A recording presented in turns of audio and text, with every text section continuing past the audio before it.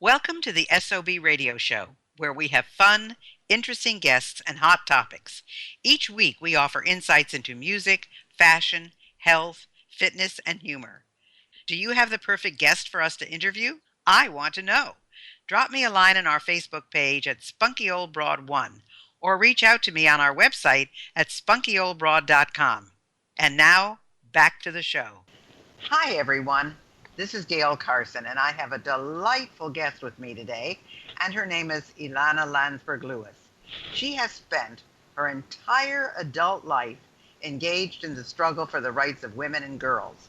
From her early days as a human rights and labor lawyer to her years at the United Nations Development Fund for Women, Ilana has worked with women's groups around the world and has learned that no amount of so-called expertise can replace that of women at the front lines of their own struggle for justice.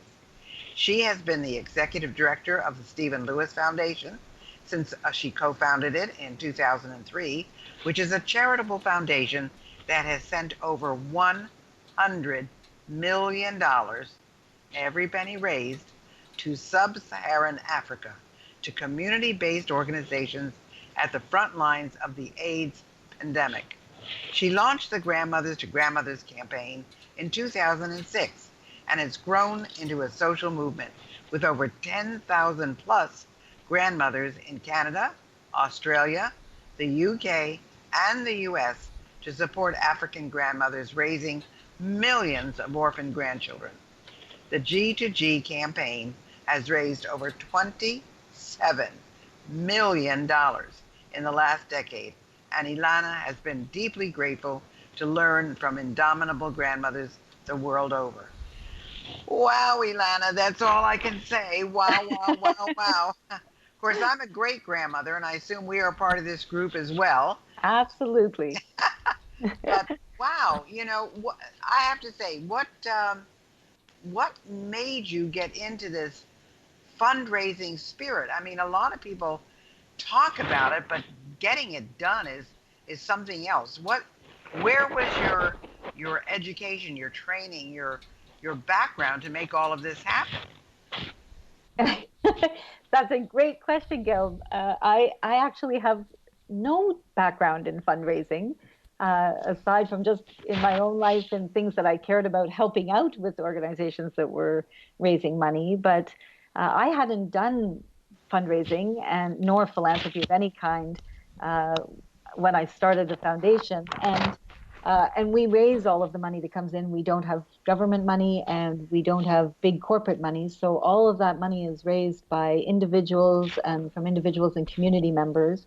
And I guess what got me there was that I'd spent all of these years working with women around the world, women's groups, when I was working at the United Nations Development Fund for Women. And when we saw the devastation of the AIDS crisis in sub-Saharan Africa and how so many women were the ones who were responding and keeping people alive, my father and I actually decided to start a foundation together. And then we were going to have to raise the money since we didn't have it. We were going to have to raise the money.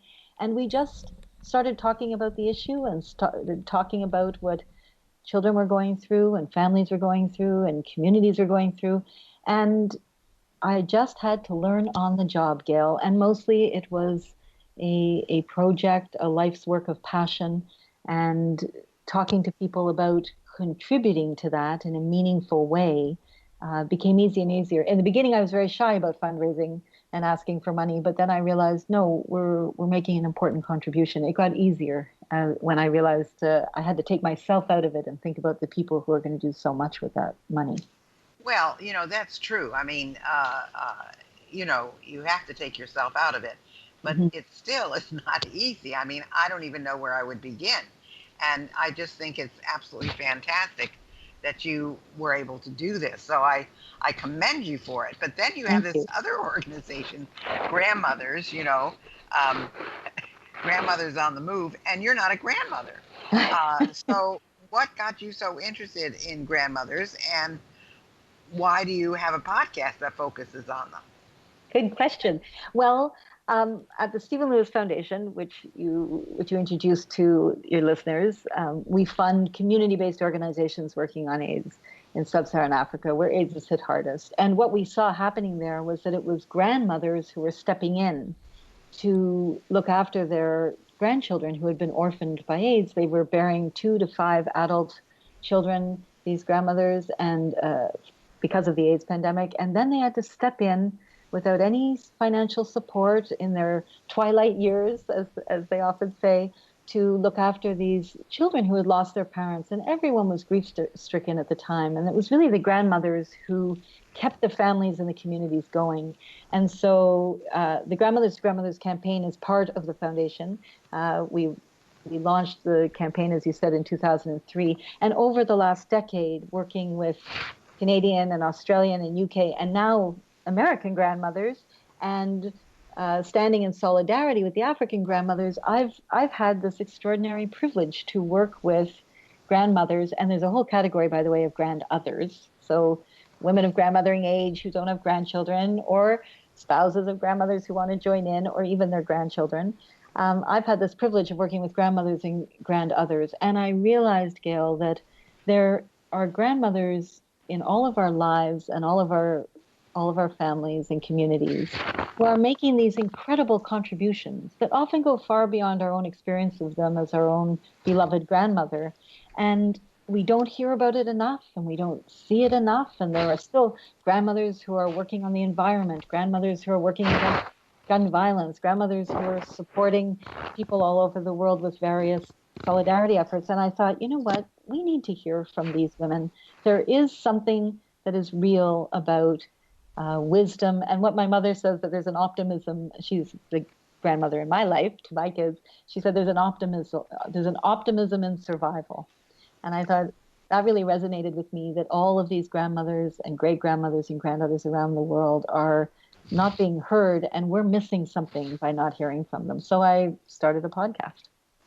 Well, it's interesting because I don't know where I read it, and I don't know when I read it, but I did read it, and that was how many grandparents are raising their grandchildren today, because the parents are either gone, vanished, on opioids, incarcerated, just a whole bunch of things, or just didn't have the responsibility to take care of them. And so, although grandparents are very happy to do this and they love the kids, it's a big burden because they're not as young as they used to be.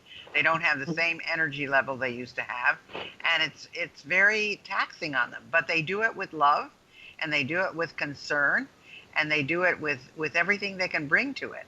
So it's certainly prevalent in this country as well. So it's just all over the place. Absolutely.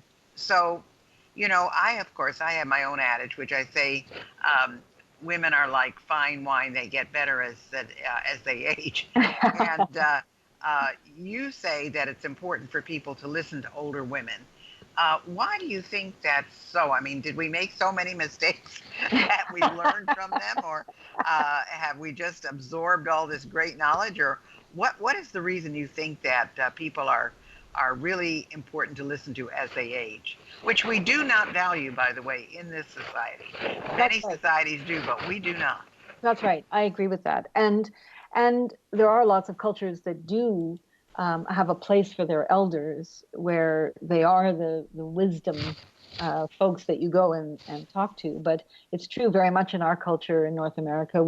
I think we've lost a lot of that. But it's not so much to talk about the negative side of it. It's to talk about how much richness there is in living, how much richness there is in longevity, how you see patterns, how you start to think about the world slightly differently as time goes on. And perhaps I would have answered this question, Gayle, a little differently before I started Grandmothers on the Move, the podcast.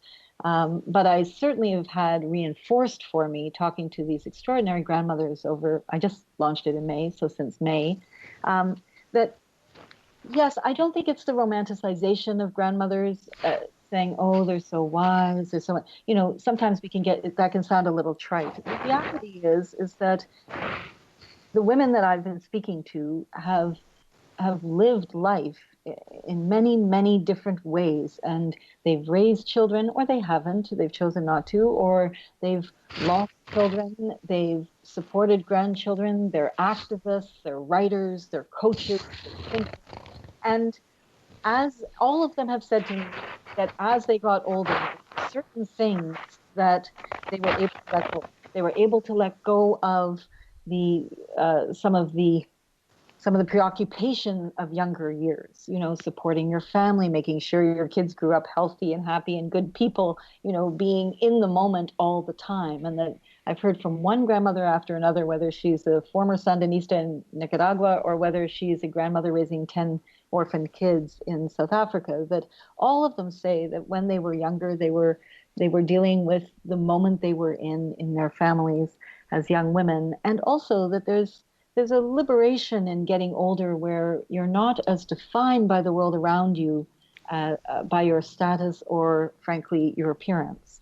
And that there's an enormous amount of letting go. Now, I'm not saying it myself as an expert. I'm relating the expertise of grandmothers who have spoken to me. It's not for every single person. Not every grandmother feels that way. But I think that we lose so much by not talking to grandmothers who have played a myriad of roles in their lives, maternal and working life and activist or creative or business, whatever they've been doing. And one expert in New York, she's actually a gerontologist and a professor, and she was saying to me, you know what, grandmothers are the most forward-looking people on the planet, because younger people, not to impugn them in any way, they're making their own contribution, but younger people are worried in exactly what I'm talking about, the complete involvement in their lives and career and children and family and building your life.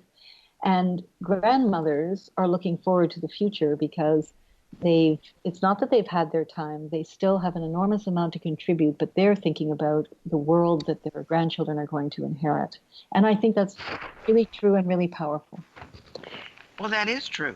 And with everything that is going on in the world today, it is more and more difficult every time you look at something to say, wow, where are they going and what's going to be there for our kids, and how do they feel, and what are some of the obstacles they're going to have to face. And it isn't, it's not an easy thing. I mean, it's very hard to get up every day and say, wow, this is going to be one terrific day, because there's so many things that are going on in the world.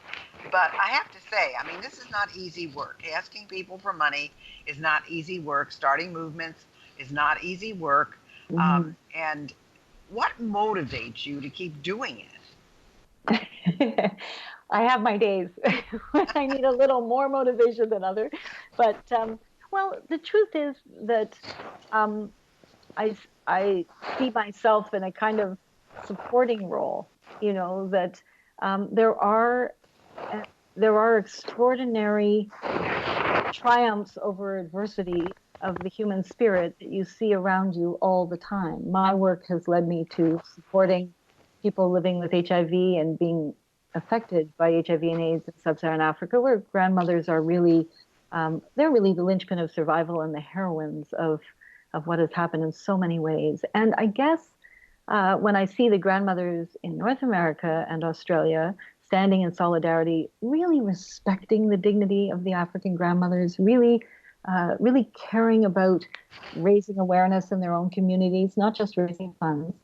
I'm continuously inspired by the way that women, and older women in particular, are jumping in to make the world a more humane place and make a difference. And women from all walks of life and in completely different ways, in whatever way they can. Sometimes it's full-time, sometimes it's just what you can do on weekends.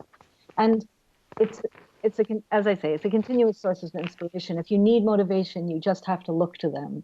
And then you realize that your role, which is absolutely secondary, is and the role that we play at the foundation, that it's just making it possible for women, for these older women and grandmothers to step forward. And yes, it keeps you going. And I think, Gayle, the other thing is that, as you said, we live in difficult times around the world. And there's a moment in life where it just feels that if you are able to do something, it's incumbent on you to step forward. And so I have an enormous amount of energy and passion for that piece of work. Well, do you see a difference in the various countries? In other words, do you see a difference between the grandmothers in Africa and Canada and Australia and the U.S.? I mean, I know there's a commonality there, but what are the major differences? No, that's an interesting question. Um, well, there are. My answer might not be what is expected, but certainly grandmothers and older women in Canada have access to healthcare, free and equal healthcare for everyone. That certainly makes a difference because older women are not worrying about not being able to afford healthcare, and actually, it's a huge difference. I think it makes a big difference in their lives. There's less worry. I think that one of the differences that I see is that the grandmothers in sub-Saharan Africa who have been through so much and have lost so many children, so many lives, um, they have built a solidarity amongst each other and a support network, and they have had to rebuild and reclaim life and hope for the future and health for themselves and their grandchildren who remain behind.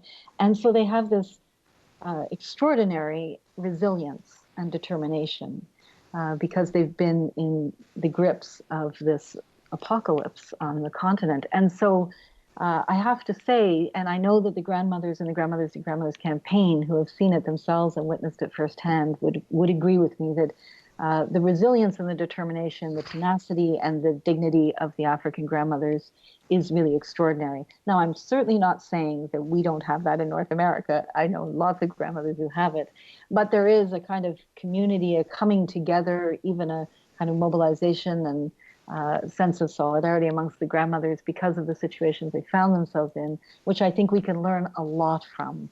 In terms of North America, I think that it is there are so many distractions for us because there's so much going on, as you say, that sometimes it's hard to figure out what is it that we're going to focus on, what is it that we're going to take a hold of. What I've seen in North America is that the grandmothers who have been, and I'll just speak from the place that I feel I can speak to, Gayle, because I can't speak for all grandmothers, it's not my place, but certainly in North America, the grandmothers who have come together in all of these grandmothers groups, that's what they do in towns and counties and cities. Grandmothers come together in groups to start their grandmothers group as part of the campaign.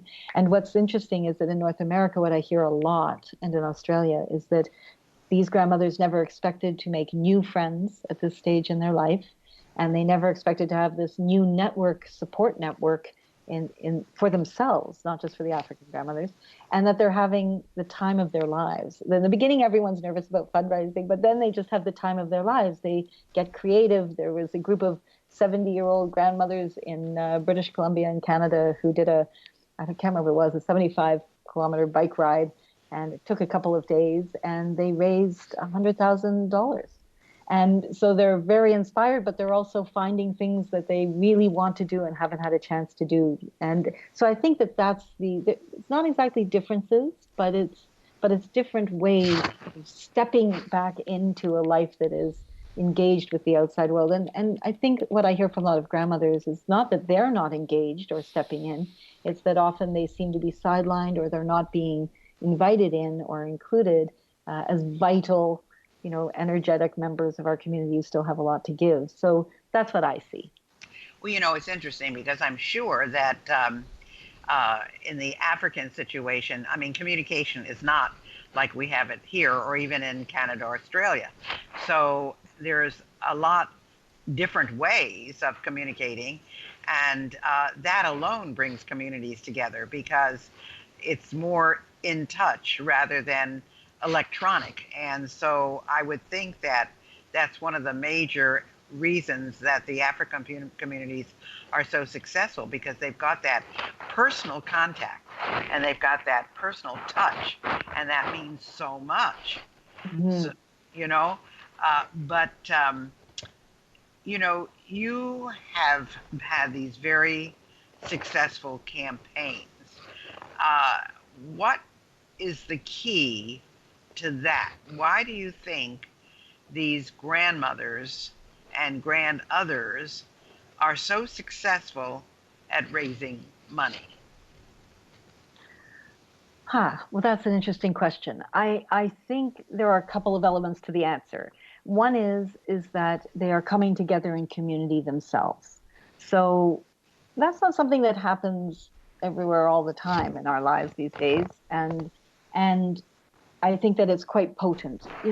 When grandmothers come together and decide we want to do something about this, truthfully, there's no stopping them. Grandmothers are a force to be reckoned with. And so when grandmothers and grandothers come together and sit down together and say, okay, what are we going to do? Why are we doing it? Why does this matter to us? Then they have many different skills amongst them. Some have business backgrounds, some have been teachers and nurses and principals, and some have been accountants, and they figure out together how they're going to engage their community. And the grandmothers and grandothers have a lot of information about how to engage their community. They've lived long, and they've been involved in many other things in their lives. So I think that's one very powerful dimension of this, which is that they're not doing it alone. And they don't have to each go out. They're not knocking on doors by themselves. And that feeling of, there's so much going on. There are so many crises in the world. How can I make a difference? How can I do something?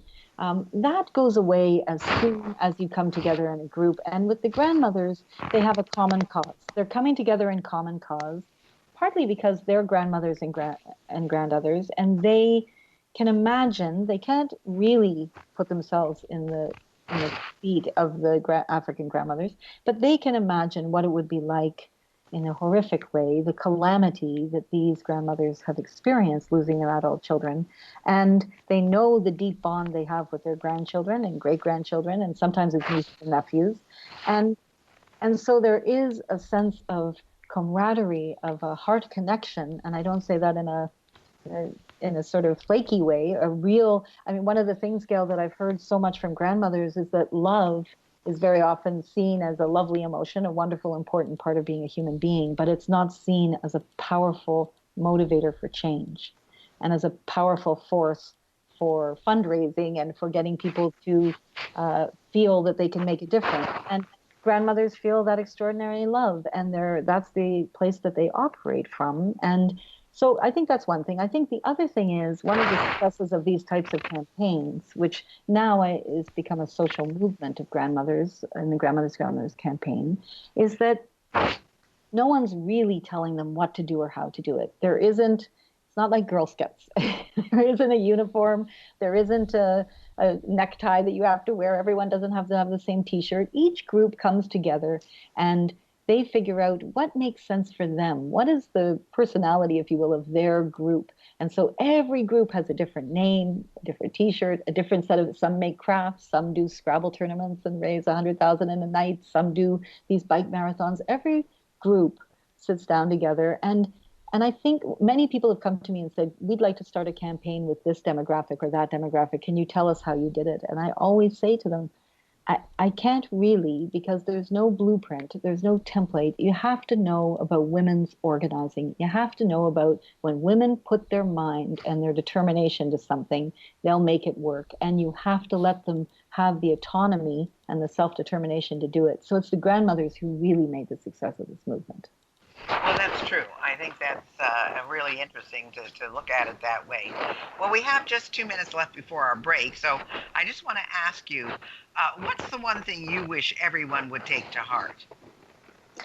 Yeah, I think about this a lot because there's so many people that I talk to who tell me that they're trying to find their passion, or they're running a business, or they're an entrepreneur, and they have, they've made their way pretty well and they're doing well in life, but they feel like something's missing. So I think a lot about what people can take to heart or what is helpful. And I think that it is, for me, that every single person can in fact make a difference. I think there is an extraordinary sense of impotence in our time. I think sometimes people say it's apathy. I think it's less apathy. I think every one of us has people that we care about in our lives, and whether they're close or whether they're far, you have that deep sense of caring. So I do believe that if everyone could take to heart the true and deep and profound reality